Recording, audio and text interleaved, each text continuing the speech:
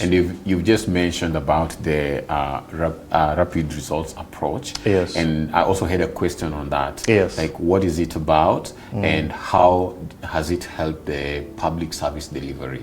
Yeah. Yeah. You see, the rapid results approach, just like any other change, comes from top political objective. So I also need to contextualize so that it's clear to your audience why rapid results approach, not just how. Yeah. When the late President Kibaki wanted to create rapid change, Yes. He engaged the World Bank to provide support on tools and methodologies that facilitate change in the public sector. And one of the tools that had been seen in other jurisdictions across the world was the rapid results approach, which was designed by a company called Robert Schaefer and Associates. It had worked in the public sector in different countries where teams will be formed to focus on specific results. Say now you go to the Ministry of Immigration and you say we are going to focus on passports as a service. And we have seen that the amount of time it takes to deliver a passport is say 3 months. So we see that this is not ideal. We want to reduce that period of time from 3 months to 30 days in 100 days. So then how do you do that? The rapid results approach then creates a team right from the leadership down to the technical officers who provide that service. They form a team. They agree that this is the commitment we are making, that in 100 days we are going to do this. Then you agree on a work plan or an action plan on how that will be delivered. You break it down into very specific activities that will be taken during that period, and budgets and everything that it takes to reduce that delivery period of the passport. And then you track the progress consistently over the period of 100 days. So during those 100 days, you learn a lot about what has not worked before, where the obstacles are, the business processes that need to be reinvented or changed or introduced, and so on. And so that was what the rapid results approach was about. And so as a rapid results coach, I would be deployed to different ministries to undertake a number of those goals within the ministry. So you'd find like immigration, they have 5 to 10 goals, one on passport, another on birth certificate, another one on resident permits, and so on and so forth. And let me tell you, it worked wonders during that time when we introduced it from 2005 to about 2010. There were a lot of incredible improvements. Kenyans actually did not know that this was Rapid Results Initiative, but they could see the improvements. Some of the most dramatic were in the Nairobi, the Nairobi City Council. Then we had a town clerk, the late John Gakuo, who we started the Rapid Results initiatives with. And simple things just like beautification, ensuring the city is clean, ensuring that people do not litter.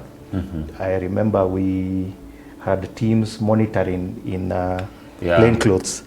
When you litter, they arrest you. Even spitting was an Even issue. spitting became an issue. You know, there's time. a social change, and within time, everybody begins to say, in Nairobi City, you don't do this. We introduced zebra crossing, and we had other people monitoring whether motorists are respecting the rights of pedestrians to access the zebra cross, and so on.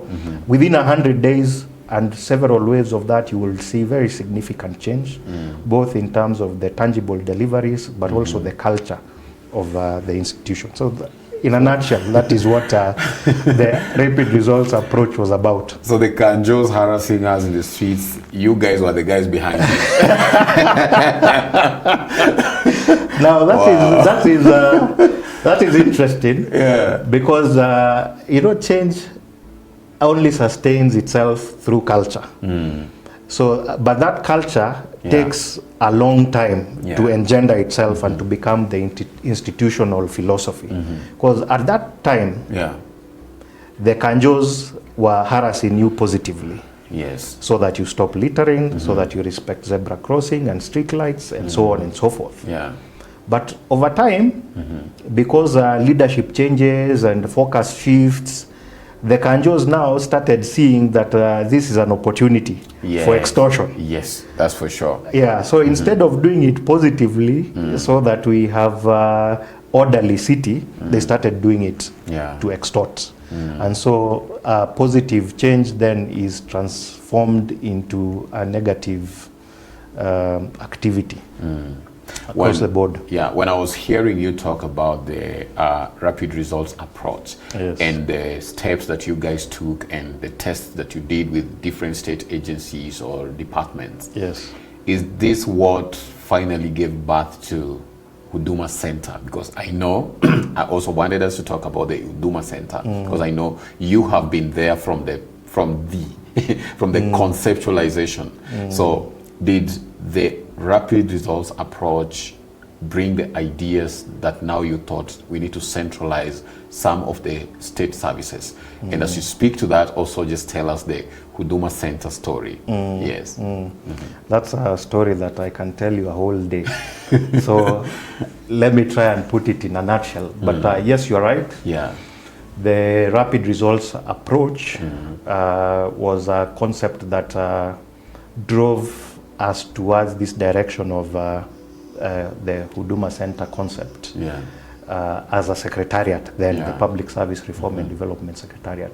Again, the secretariat was in charge of developing innovations in public service.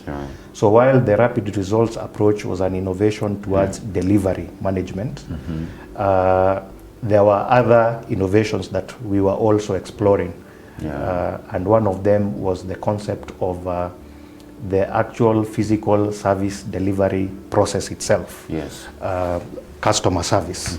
And therefore, we had a number of experts, and that sometimes this relationship with these institutions like World Bank and so on can be very productive, because they tend to give you information that they have gathered from multiple jurisdictions, and they see what is the best practice across the board, and they can introduce these concepts to you through experts.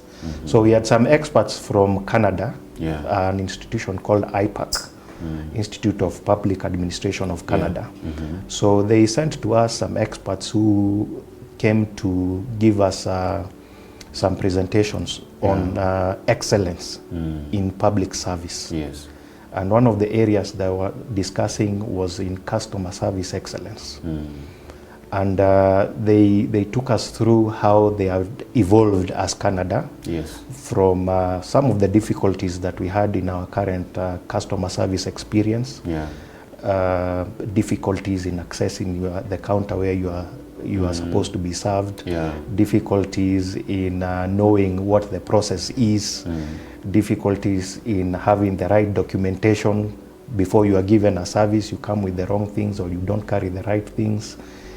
All these challenges that we have experienced in the past, they had gone through that, and they had found models for how those can be improved. And one of the models was the concept of a one-stop shop. And Canada had been identified as one of the best in terms of this one-stop shop concept. So they came, they introduced the concept to us.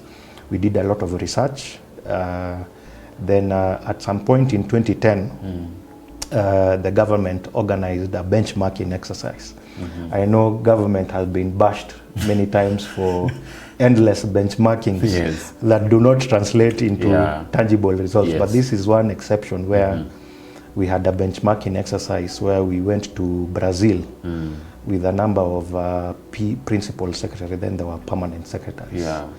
And we studied a concept of one-stop shop. They call it Pupa Temple in Brazil. Huge complexes where virtually the entire government is housed under one roof. So we studied that, came back, formed a task team, did some concepts, tried to see how we can domesticate the best practice from different organizations. By the time we finalized the cabinet memo, and it went to cabinet and it was approved, it was almost end of 2012. Yeah. And the administration then felt that there was no time to put a budget for this and roll it out implement it before the elections. Yes. So it was put on hold.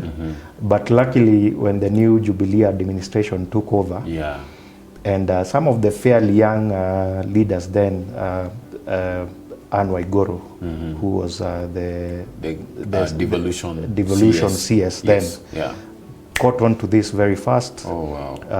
Put a team together. We worked on it again, refined it. She took it to cabinet.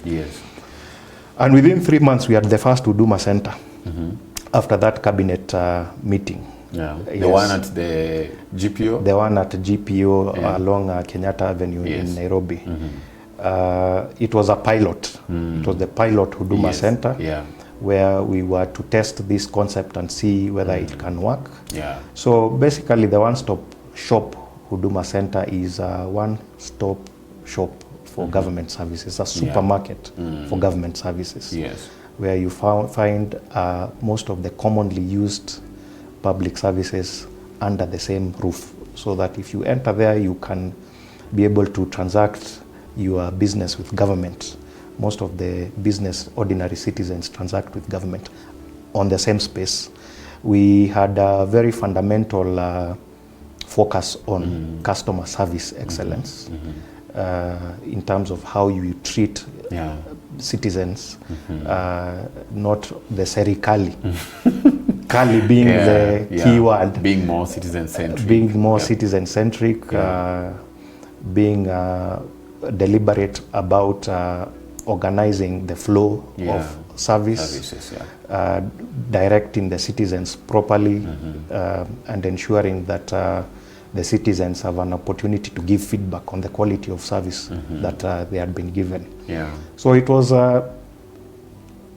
in Kenya, it was a revolutionary concept. Actually, yes. But across the world, that is the main standard in terms of quality of public service. In developed countries, that is a minimum requirement. In fact, in Canada, they have what they call service guarantees.